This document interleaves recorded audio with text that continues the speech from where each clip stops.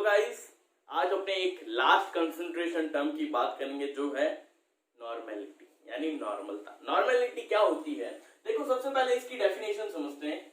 What do you mean by normality?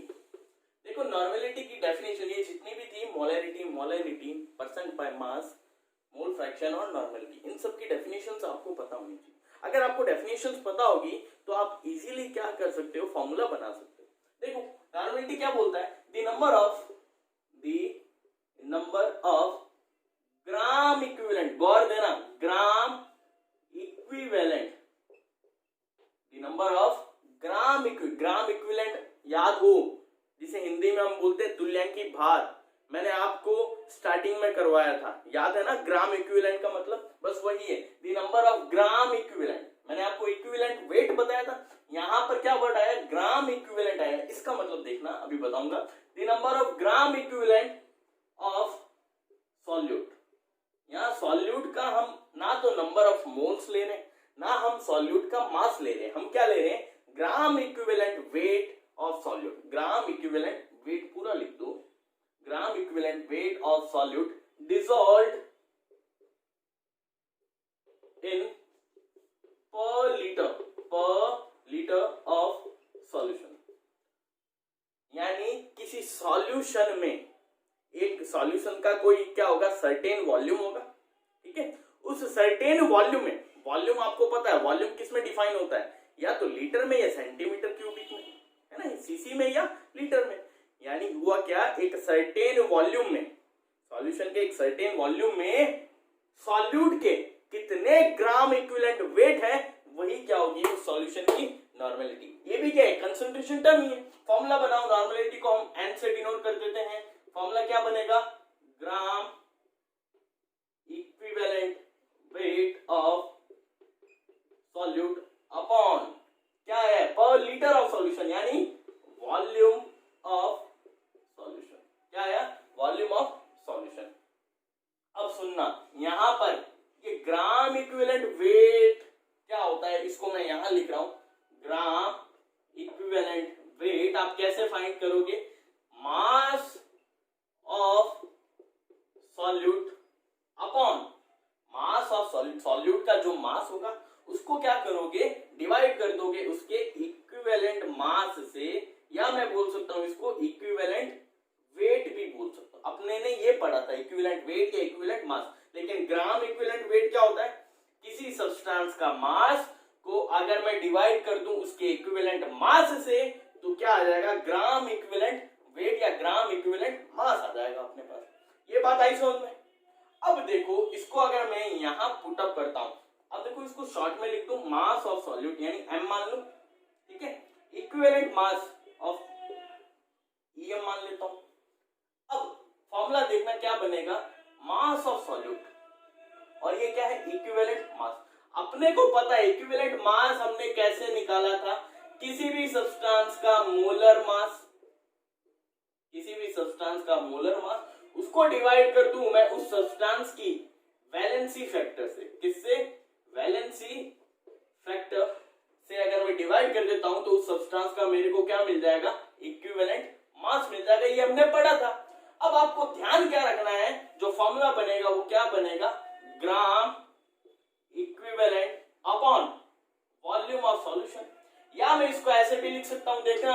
अब ये gram equivalent weight है, ये पूरा ग्राम इक्विवेलेंट वेट है, इसकी जगह मैं ये लिख दूं, mass of solute upon equivalent mass.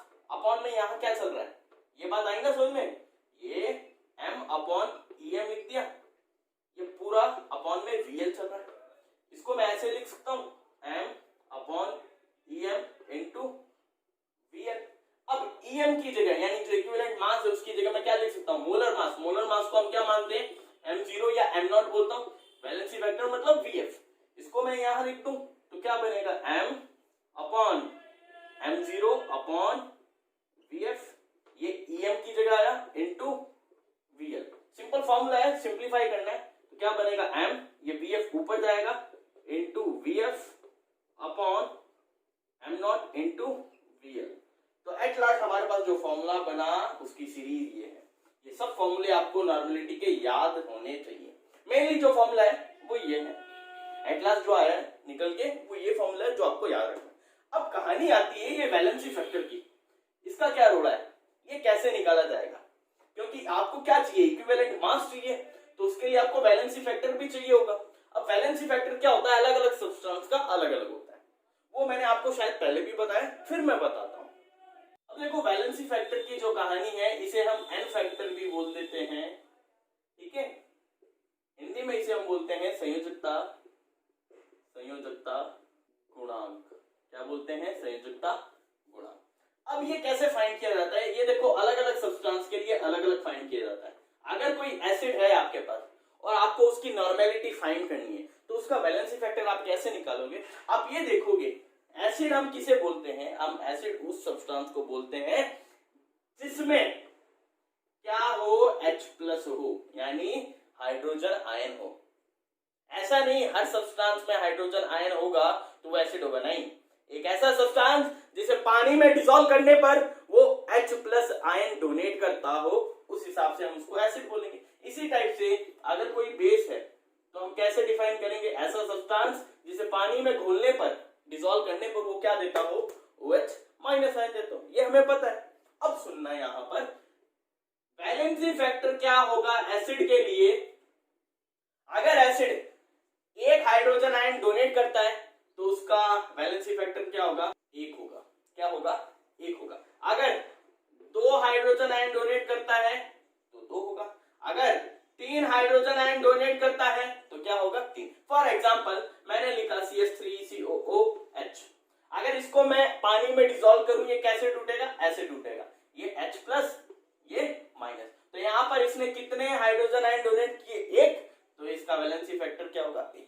इसी तरीके से मैंने लिखा H2SO4, ये कैसे टूटेगा, ये ऐसे टूटेगा, ये H+, ये सल्फेट -2, ठीक है। तो यहां पर कितने हाइड्रोजन आयन दे रहा है, ये 2 हाइड्रोजन आयन, तो इसका वैलेंसी फैक्टर क्या हो गया, 2।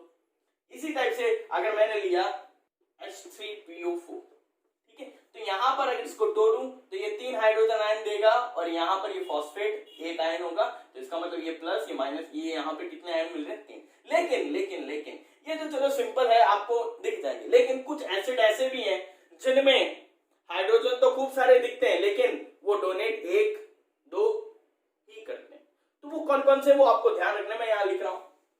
ये कुछ एसिड हैं जिनके बारे में आपको ध्यान रखना है, याद कर लेना इन एसिड्स को।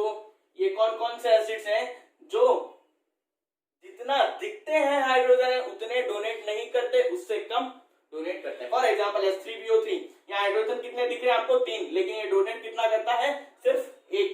H3PO4 3 दिखते हैं और 3 ही करता है, जैसा कि यहाँ बताया मैंने। H3PO3 दिखते 3 है हाइड्रोजन आयन, लेकिन डोनेट कितना करेगा, सिर्फ 2। H3PO2 दिखते कितने, 3, लेकिन डोनेट कितना करता है, 1।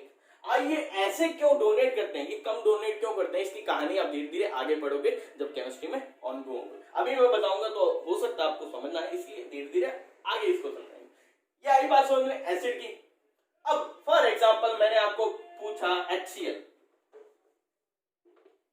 कि भाई साहब HCl का वैलेंसी फैक्टर निकालो, तो आप बोलोगे सिंपल सी बात है, HCl 1 हाइड्रोजन आयन तो कितना करेगा, 1 हाइड्रोजन आयन डोनेट करे। अब मैंने आपसे पूछा HCl का इक्विवेलेंट मास निकालो। इक्विवेलेंट मास क्या होता है, molar mass upon valency factor. HCl का वैलेंसी फैक्टर कितना है भाई साहब, 1, तो यहाँ कितना लिखोगे, 1। मोलर मास निकालो, इसका क्या है 35.5, इसका 1, तो टोटल क्या होगा 36.5, इसको डिवाइड करोगे तो आंसर क्या आएगा 36.5, यानी HCl का इक्विवेलेंट मास कितना होता है 36.5। इस तरीके से आप क्या निकालोगे, इक्विवेलेंट मास निकालोगे, उसको कहां पुट अप करोगे, नॉर्मेलिटी के बाद फॉर्मूला जो है उसमें पुट अप करोगे, आपके पास क्या आ जाएगी, नॉर्मेलिटी आ गई। बात समझ में। बेस की अगर मैं बात करूं, जैसे MgOH का होल ट्वाइस, यहाँ OH कितने हैं 2, तो ये कितने डोनेट करेगा 2, तो इसका वैलेंसी फैक्टर क्या होगा 2।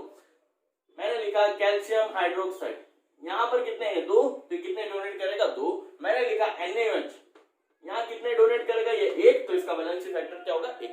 आई बात समझ में। एसिड और बेस के लिए कैसे VF फाइंड आउट करते हैं। अब कुछ आयंस की अगर मैं बात करूं, कुछ एटम्स की बात करूं, तो उनका वैलेंसी फैक्टर आप कैसे निकालोगे वो देखो।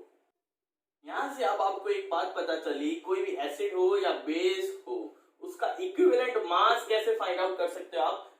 एसिड या बेस का क्या लोगे आप, मोलर मास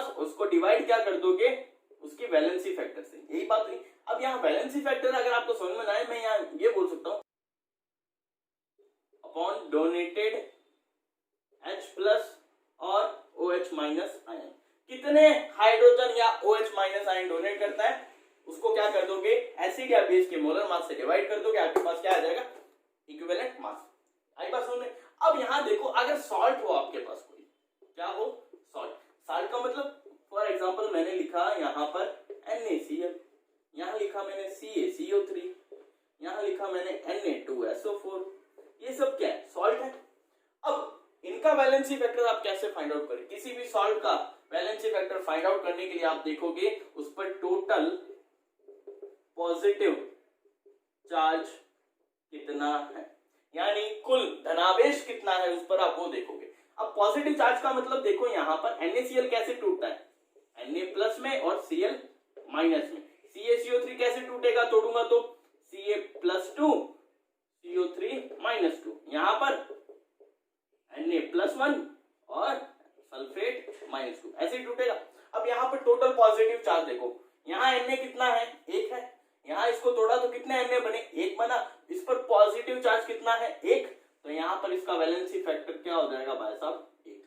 यहाँ पर कैल्शियम देखो कितने हैं, 1, इस पर पॉजिटिव चार्ज कितना है, 2, तो इसका वैलेंसी फैक्टर कितना हो जाएगा भाई साहब, 2। आई पास में इतने। Na2SO4 पे आओ, यहाँ Na देखो कितने हैं, 2 है यहाँ Na। यहाँ पर हमने जो चार्ज निकाला वो कितने Na का है, वो सिर्फ 1 Na का है। तो यहाँ पर अगर 1 Na पर 1 चार्ज है प्लस का 1, तो 2 पर कितना होगा, 1 प्लस 1 ऐड कर दोगे आप, ये ध्यान रखना है यहाँ पर।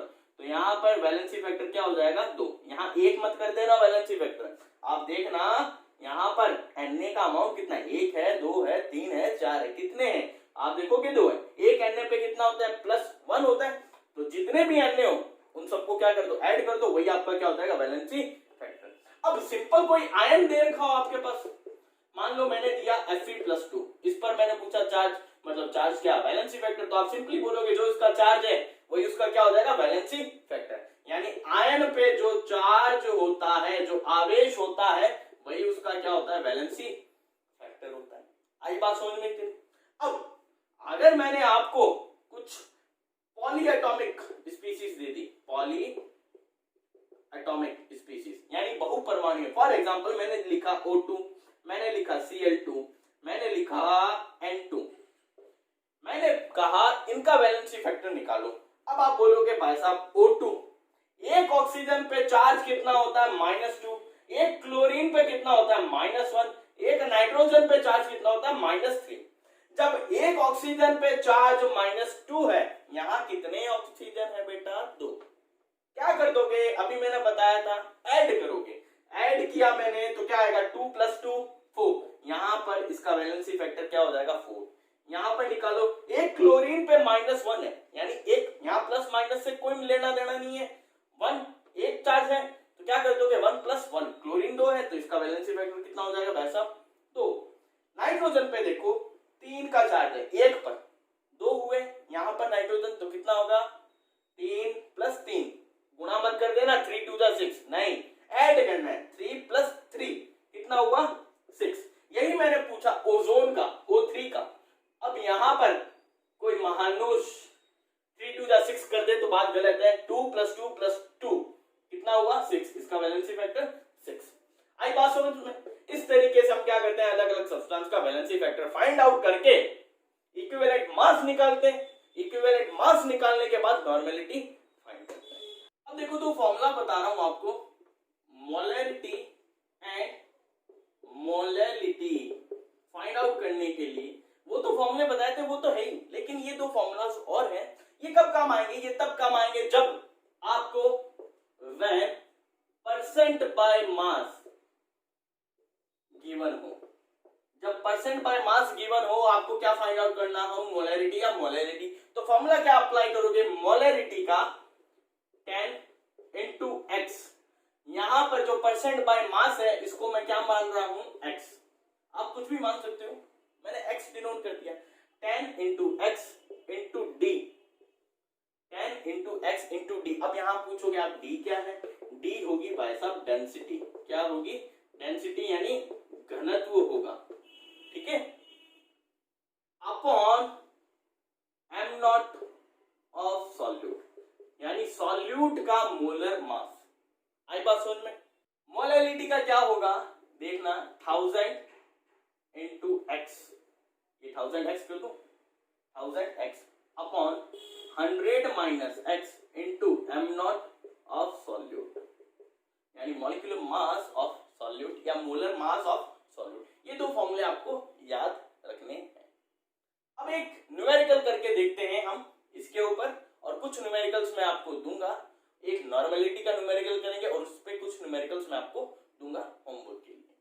देखो क्वेश्चन पढ़ना, आप लोग स्क्रीन पे आपको दिख रहा होगा क्वेश्चन में क्या पूछा है, आपको मोलैरिटी और मोलैलिटी दोनों फाइंड करनी है किसकी, H2SO4 की।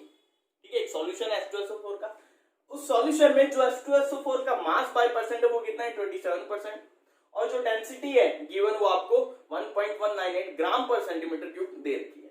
अब मोलैरिटी देखो फाइंड करनी है, x मैंने कहा आपको, यानी परसेंट बाय मास गिवन हो तो डायरेक्ट फॉर्मूला क्या लगाओगे, m equals to 10xd upon m not of solute.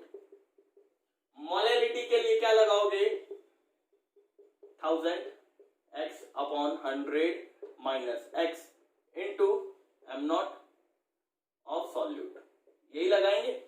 Simply ये फॉर्मूला अप्लाई करो, लगाओ 10 इंटू एक्स कितना आपके पास 27 इंटू डी, डेंसिटी कितनी है 1.198 ग्राम पर centimetre cube upon am not of solute. Am not निकालो, सॉल्यूट कौन है भाई साहब, H2SO4 है। H2S देखो ये समझ में आता है ना, ये सॉल्यूट कैसे बना, सॉल्यूशन कब बनेगा जब H2SO4 को पानी में डालूंगा, यानी यहाँ सॉल्वेंट कौन है, पानी है, बट सॉल्यूट कौन है, H2SO4। H2SO4 का निकालो, क्या होगा, सल्फर सॉरी हाइड्रोजन 2 है, 2 plus sulphur 32 plus oxygen 16 into 4, यह आएगा आपके पास, ऐड करोगे 98 आएगा शायद। ठीक है, आप करके देखना, 16 के 64, ये आया 64, 4 6 8, ठीक है, 3 से 9, हाँ 98 अपॉन क्या कर दोगे, 98 करोगे, यहां से जो वैल्यू आएगी वो आपकी क्या है, मोलैरिटी है। मोलैरिटी निकालोगे 1000 x कितना है 27 upon 100 minus 27 into am not 98 निकाला हमने, इसे जो सॉल्व करोगे आप लोग, जो वैल्यू आएगी वो आपकी क्या है, मोलैरिटी है। इस तरीके से आप लोग इस टाइप के क्वेश्चन को सॉल्व कर सकते हो जब आपको परसेंट बाय मास गिवन हो किसी सब्सटेंस का, यानी किसी सॉल्यूट का। ध्यान रहे अपन। अब एक क्वेश्चन करते हैं नॉर्मेलिटी के ऊपर। देखो क्वेश्चन आप लोग स्क्रीन पर पढ़ना, क्वेश्चन क्या बोल रहा है यहां समझना। क्वेश्चन बोल रहा है आपके पास पानी था, आपने क्या किया, उस पानी में 10 मोल H2SO4 यानी सल्फ्यूरिक एसिड डाला। जब आपने 10 मोल सल्फ्यूरिक एसिड डाला तो जो सॉल्यूशन बना है उसका वॉल्यूम कितना है आपके पास, 2 लीटर। आपको क्या पूछा है, आपको पूछा है इसकी नॉर्मेलिटी फाइंड करो इस सॉल्यूशन की, कितनी होगी। तो सिंपली नॉर्मेलिटी का फॉर्मूला देखो, हमने एट लास्ट जो हमारे पास आया था वो क्या आया था, स्मॉल m यानी mass of solute into valency factor upon m not यानी मोलर मास इनटू Vl यानी वॉल्यूम ऑफ द सॉल्यूशन। यहां पर ये वॉल्यूम किस में, लीटर में। अगर यहाँ वॉल्यूम ml में दे रखा होता तो सिंपली मैंने आपको बता रखा है, जब भी ml में दे रखा हो 1000 से मल्टीप्लाई कर दोगे, ठीक है। लेकिन यहाँ लीटर में गिवन है तो मैं इसको Vl ही रखता हूं। अब देखो क्या क्या गिवन है, आपको नंबर ऑफ मोल्स गिवन है। अरे भाई साहब इस फॉर्मूले में नंबर ऑफ मोल्स तो है ही नहीं, लेकिन गौर करो नंबर ऑफ मोल्स क्या होते हैं, मास किसी भी सब्सटेंस का अपॉन उस सब्सटेंस का मोलर मास। क्या ऐसी कुछ चीज आपको यहाँ दिख रही है क्या, मैंने देखा हाँ भाई साहब ये रहा, तो इसका मतलब ये क्या है, इसको मैं ऐसे लिख सकता हूँ number of moles into Vf upon volume of solution. Number of moles आपको गिवन है, कितना है 10 मोल, ठीक है। वॉल्यूम ऑफ सॉल्यूशन आपको गिवन है, कितना है 2 लीटर। और क्या लिखना है अब, Vf देखो, Vf कौन है ये एक एसिड है बेटा। क्या है, एसिड है, तो आप Vf कैसे निकालोगे, आप देखोगे वो एसिड कितने हाइड्रोजन आयन डोनेट करेगा, H2SO4 गिवन है, कितने डोनेट करेगा 2, तो यहाँ इसका वैलेंसी फैक्टर कितना है 2, 2 से 2 कैंसिल, तो आपके पास जो नॉर्मेलिटी आई भाई साहब कितनी आई 10। अब कोई पूछे इसकी यूनिट, तो इसकी यूनिट सिंपल हम लिखेंगे नॉर्मल, यानी 10 नॉर्मल का, या मैं इसको सिंपली 10n लिख सकता हूं, ठीक है। ये इसकी क्या होगी, यूनिट होगी। ये है नॉर्मेलिटी के ऊपर क्वेश्चन, इस तरीके से सॉल्व करते हैं। अब मैं कुछ क्वेश्चंस दे रहा हूं जो मोलैरिटी, और नॉर्मेलिटी के ऊपर डिपेंडेंट है, वो आपके लिए होमवर्क है। अगर आपको ये तीनों जितने भी कंसंट्रेशन टर्म सॉल्यूशन की हमने पढ़ी है इनको डिटेल से पढ़ना है तो इसके लिए आप 12th क्लास का सॉल्यूशन चैप्टर देखना, आपको मिल जाएगा लेक्चर्स में। वहां पर आपको डिटेल में मैंने वहां समझा रखा है। अगर आपको पढ़ना हो तो अभी 11th क्लास के लिए इतना बहुत है, लेकिन फिर भी किसी की इच्छा हो नहीं हम डिटेल में पढ़ेंगे तो डिटेल में वहां पढ़ लीजिएगा और खूब सारे क्वेश्चन भी कराए वो भी करिएगा। लेकिन इतना मोर देन सफिशिएंट आपके लिए, मैं ये कहता हूं। अगर आप आरबीएसई बोर्ड से बिलोंग करते हो, राजस्थान बोर्ड से, तो आपके लिए मोर देन सफिशिएंट है, इतना कर लो बहुत है।